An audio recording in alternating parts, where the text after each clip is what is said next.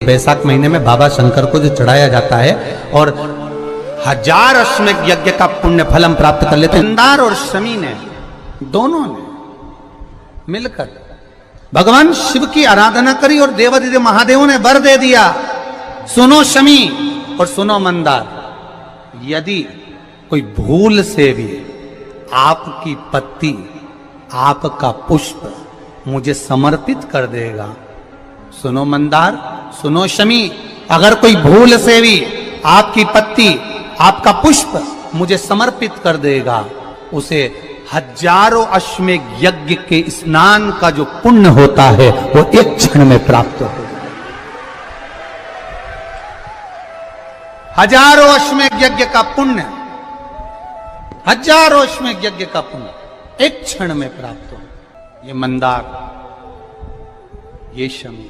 1000 अश्वमेध यज्ञ का पुण्य एक साथ। शमी की पत्ती देखिए आप लोगों ने, जम के तो बोले जरा, देखिए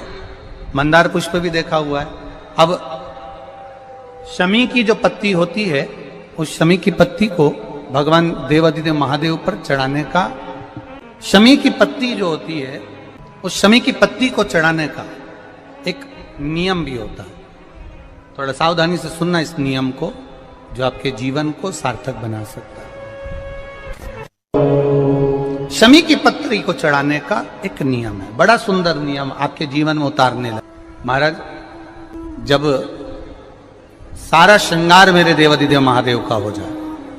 बहुत ध्यान से सुनना, ये प्रसंग आया नहीं पहले, आज अगर कुबेरेश्वर बाबा की पावन धरा पर यह प्रसंग निकला है तो उसको ध्यान से सुनिए। पत्ती, शमी की जो पत्ती होती है, उस शमी की पत्ती को कब, कैसे और कहां चढ़ाना चाहिए, और शमी की पत्ती का फल क्या होता है वो भी अभी अपन समझ लें उसको। शमी की पत्ती, संपूर्ण स्नान भगवान का हो जाए, संपूर्ण स्नान आप समझे उसको। जैसे ये शिवलिंग है, जलाधारी, जल निकल कर जाने का स्थान, गणेश, कार्तिकेय, अशोक सुंदरी, जलाधारी मतलब माता पार्वती जी का हस्त कमल, शिवलिंग शिव का स्वरूप, ऊपर जो जलाधारी लगी है उसमें से एक एक बूंद जो पानी नीचे गिर रहा है, जो पानी नीचे गिर रहा है, शिव जी की बेटियां जया, विषहरा, शामली बारी, दौतली, देव, शिव जी की पुत्री बेटियां। जब देवादिदेव महादेव को शमी का पत्ता चढ़ाया जाता है, कब चढ़ाते हैं, जब आपने संपूर्ण जलाधारी को हाथ से साफ कर दिया हो, शिवलिंग पर जल चढ़ा दिया हो, शिवलिंग का पूरा श्रृंगार आपने कर दिया हो, संपूर्ण श्रृंगार मेरे देवादिदेव महादेव का हो गया, संपूर्ण श्रृंगार। बाबा को चंदन का लेपन, अबीर, गुलाल, अक्षत, बेलपत्र, धतूरा, जो भी तुम्हें चढ़ाना है सब कुछ तुमने चढ़ा दिया, सारा श्रृंगार मेरे देवादिदेव महादेव का हो गया। तब शमी की पत्ती को मां जगत जननी की जो जलाधारी है उस पर मात्र स्पर्श कराकर शिव के शिवलिंग पर आखिरी में समर्पित कर देना चाहिए, जिससे हमारी मन की जो कामना है वह मां जगत जननी देवादिदेव महादेव से उनके कानों में श्रवण कर। शमी पत्र का एक बात और स्मरण में रहे, शमी पत्र की बहुत एक बात और अपने स्मरण में लीजिएगा। शमी पत्र जैसे शिवलिंग, जलाधारी और स्थान, जब बहुत ज्यादा मात्रा में दरिद्रता होती है, बहुत ज्यादा मात्रा में बहुत कष्टमय जीवन, जब तुम्हारी चित्त वृत्ति में आए, जब तुम्हारे मन में आए, धन भी नहीं है, पैसा भी नहीं है, बहुत दरिद्रता का जीवन है, बहुत दुखी जीवन है, तब बेलपत्र और शमी पत्र का प्रयोग जरूर करके देखना। प्रैक्टिकल करने में कुछ नहीं जाता, प्रैक्टिकल करने में क्या जाता है, करके देखना। उस समय पर जैसे वो कहते हैं ना कि कोई कहने वाला कह दे कि महाराज जी, वो एक महाराज प्रवचन दे रहे थे और प्रवचन में देते देते देते देते किसी ने, महाराज जी प्रवचन दे रहे थे कि मदिरा का पान नहीं करना चाहिए, नहीं पीना चाहिए, गलत है, नाली में पड़ा होता है, व्यसन में पड़ा होता है, ऐसा पान ना करो। एक महाराज का पेचेन वाला खड़ा हो गया, उसने खड़े होकर कह दिया, ओ महाराज तुम इतनी बड़ी बड़ी बात कर रहे हो, तुम्हारा सगा भाई तो पी के नाली में पड़ा, गटर में पड़ा, महाराज जी को क्रोध नहीं आया, समझ थी।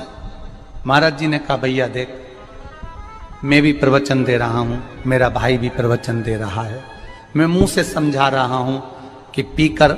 लोग नाली में गिरते हैं, गटर में गिरते हैं, मेरा भाई प्रैक्टिकल करके दिखा रहा है कि मत पिया। प्रैक्टिकल वाली बात है। शमी पत्र बेलपत्र का एक बार जीवन में प्रैक्टिकल कर कर देखना, प्रैक्टिकल करना। जैसे आपको कहा कि आपका विश्वास अगर पक्का है, भरोसा अगर दृढ़ है, और शंकर के प्रति अगर आपका विश्वास पक्का है, शंकर कह रहे हैं, मां उमा से, मां पार्वती से, मेरा महेश कह रहा है, मेरा बाबा भोलेनाथ, मेरा बाबा विश्वनाथ, मेरा त्रिकालदर्शी कैलाशी अविनाशी कह रहा है कि हे पार्वती,